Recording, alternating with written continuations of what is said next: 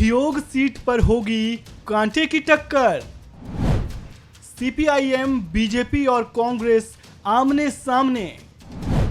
क्या बीजेपी और कांग्रेस को चुनौती दे पाएंगे सिंघा? क्या है ठियोग सीट का सियासी समीकरण?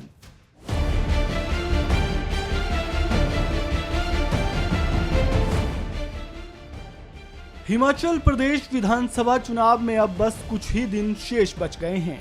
एक ओर जहां पार्टियों ने प्रचार प्रसार तेज कर दिया है, वहीं दूसरी ओर बागियों को समझाने बुझाने की कवायद भी जारी है। इस बार मुकाबला कड़ा है। प्रदेश में सरकार रिपीट होने का रिवाज नहीं है। ऐसे में कांग्रेस सत्ता में वापसी की उम्मीद लगाए हुए हैं।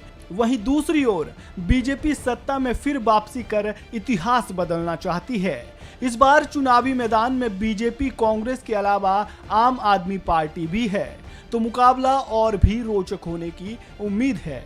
हिमाचल प्रदेश के इस चुनावी समर के बीच वन इंडिया हिंदी आपको प्रदेश की उन चर्चित सीटों की जानकारी, राजनीतिक समीकरण, इतिहास और मौजूदा हालातों के बारे में बता रहा है, जो अपने आप में खास है। इस कड़ी में आज बात सबसे चर्चित हॉट सीट में से एक ठियोग विधानसभा सीट की करेंगे।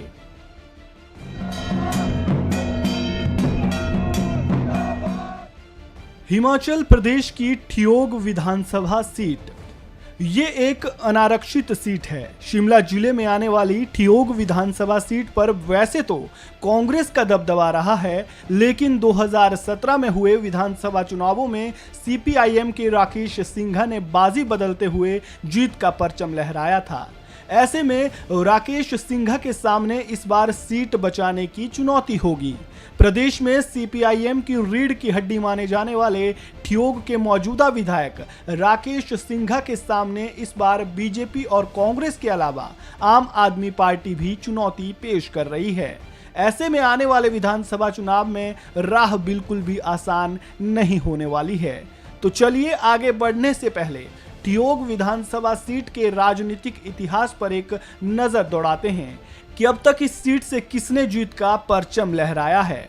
1972 से लेकर 2017 तक हुए विधानसभा चुनावों में कांग्रेस ने जहां 6 बार चुनाव जीता है, वहीं राकेश वर्मा ने 1 बार बीजेपी की ओर से और 2 बार निर्दलीय लड़ते हुए चुनाव जीता। अगर आंकड़ों के लिहाज से इसे समझने की कोशिश करें तो 1972 में लालचंद स्टोक्स ने कांग्रेस की ओर से चुनाव लड़ा और जीते।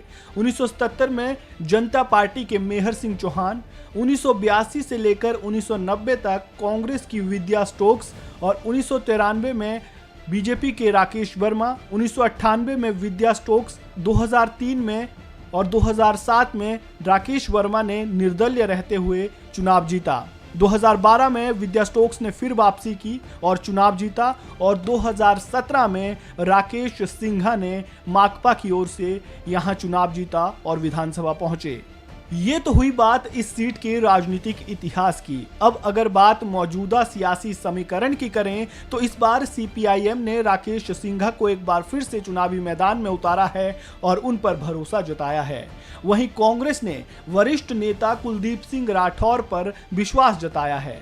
वहीं बीजेपी ने अजय श्याम को और आम आदमी पार्टी ने प्रोफेसर अतर सिंह चौहान को चुनावी मैदान में उतारा है। सबसे पहले बात अगर राकेश सिंघा की करें तो प्रदेश में वे सीपीआईएम के इकलौते विधायक हैं, जो शुरुआत से किसानों और बागवानों के हक की लड़ाई लड़ते आए हैं।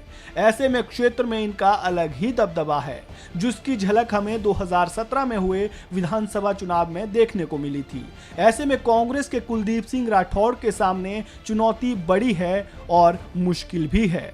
वहीं बात अगर कांग्रेस के कुलदीप सिंह राठौर की करें तो इनके अध्यक्ष रहते हुए कांग्रेस ने उपचुनाव में बड़ी जीत दर्ज की थी, जिसके चलते पार्टी ने इन्हें टिकट दिया है। कुलदीप सिंह राठौर की लोगों के बीच एक अलग पहचान है, जिसका फायदा उन्हें विधानसभा चुनाव में मिल सकता है। इसके अलावा बीजेपी ने अजय श्याम को मौका देकर मुकाबला और भी रोचक बना दिया है। अजय श्याम बीजेपी के ग्राउंड स्तर पर काम करने वाले वर्कर है। ऐसे में उन्हें जमीनी स्तर की अच्छी खासी समझ है। ये वही अजय श्याम है जिन्होंने कुमार सेन में बीजेपी को मजबूत करने में अहम भूमिका निभाई है। यही वजह है कि बीजेपी ने इन्हें इस बार चुनावी मैदान में उतारा है और मुकाबला और रोचक बना दिया है।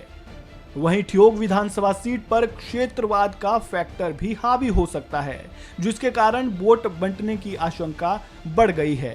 कांग्रेस की ओर से कुलदीप सिंह राठौर को टिकट देने के पीछे एक ये भी कारण है कि वे और राकेश सिंघा एक ही क्षेत्र कोटघर के रहने वाले हैं। वहीं दूसरी ओर बीजेपी के अजय श्याम शिलारू से आते हैं। तीनों प्रत्याशी राजनीति के मंझे हुए खिलाड़ी है। मुकाबला कड़ा है। बीजेपी और कांग्रेस के सामने सीपीआईएम दीवार बनकर खड़ी है। और विधानसभा चुनाव 2022 में यहां की जनता किसे अपने विधायक के रूप में चुनेगी, ये तो 8 दिसंबर को आने वाले नतीजों से ही पता चलेगा। फिलहाल इस रिपोर्ट में इतना ही। आपको जानकारी कैसी लगी कमेंट बॉक्स में अपनी राय जरूर दें। वीडियो को लाइक करें और खबरों से जुड़े ताज़ा अपडेट के लिए बने रहें वन इंडिया हिंदी के साथ।